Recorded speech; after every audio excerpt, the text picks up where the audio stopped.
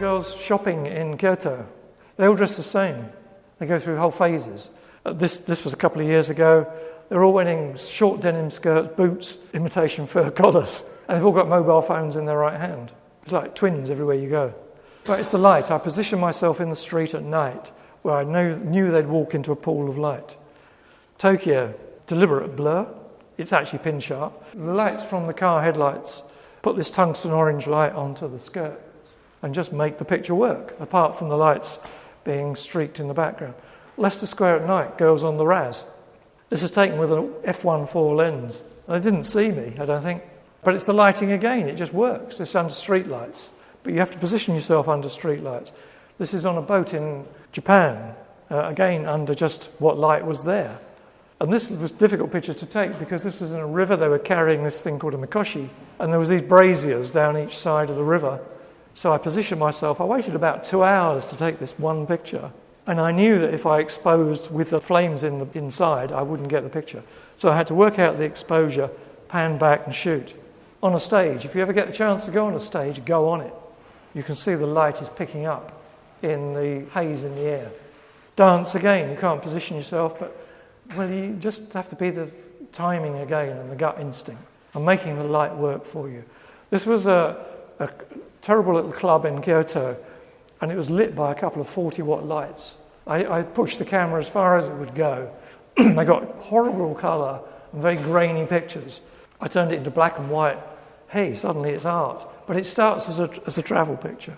In Sadler's Wells, this was actually a photo shoot, and I deliberately used slow shutter speed. And you don't do anything with lighting except make sure you're in the right place to take advantage of what's been done for you. In the wings of a ballet, I've softened this in Photoshop to look more like Degas, because I love those pictures. All I'm trying to do is imitate something that was a century ago, but with modern technique. Again, it's just light that makes the picture. It's coming through the tutus, so you can see what it is. A singer in a club in Camden Town, actually Marianne Jean-Baptiste, nominated for an Oscar in a Mike Leigh film later on. Lighting again, you've got nothing to do, but you've got to be in the right place. In a jazz club in Kyoto, the lights make it all, but they just take the advantage of what someone's done for you. You don't always have to do everything. Again, the same thing.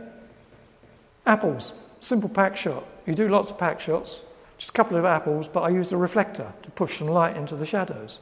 If you just take it as it is, a bit contrasty. This was taken in Sendai, which is the main town that was hit by the tsunami and earthquake in March. And we were given these bento boxes.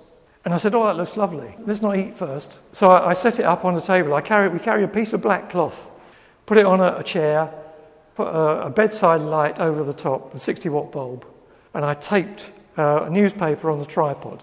So I had the key and film. And it looks like a studio picture. But it was done literally in a hotel bedroom with makeshift lights. You make things work. Pure sunshine, no flash. It's what you see. It's the sun setting behind a glass of wine, end of the day. Okay, move on to Geisha Dreams. I photographed Geisha for many, many years. And that's the main frame of that. Her name was Sotoko, and she virtually posed for me. But I positioned myself with this wall behind, so the light would work as well. It's positioning. Subject, me, light. First pictures I took in Kyoto in the 80s. The light makes it work again. The light makes this work. This is supposed to be very sexy. This is a geisha. A maiko, who is a trainee geisha, doing her makeup. They were doing something for TV, so they were stuck in the open. They couldn't escape me. And they were doing it for television anyway, so I reasoned they're show people. And this was the geisha. It just turned out, it just worked. This is just in the street. It was raining, so she had a red parasol, which they lovely colours on her. In a taxi, the light must be bouncing off a building on my left, and so bouncing into face. They wouldn't allow me to go behind the scenes. I thought, right, these people are in showbiz, I'll do what I like. Pool of light, this is at night time. Just wait for them to appear in the pool of light and shoot. Again, it's going further, it's becoming more impressionistic, but I love that. But again, I waited until this woman walked into this pool of light.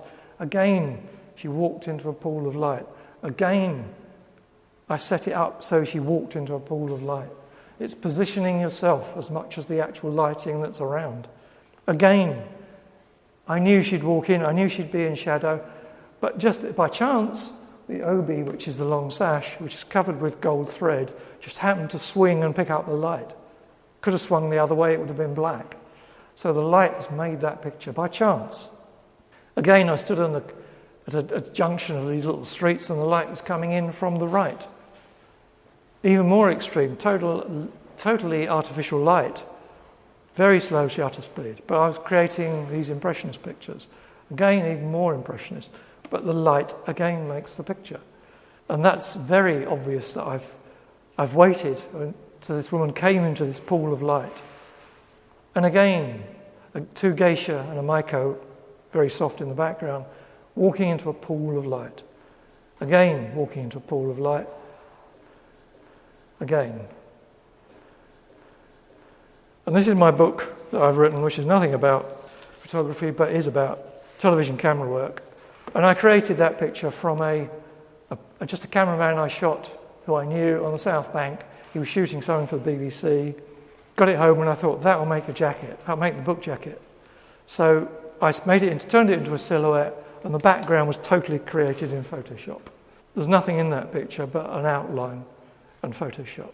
I'm using light. And I put this lens flare in. It's all in Photoshop elements.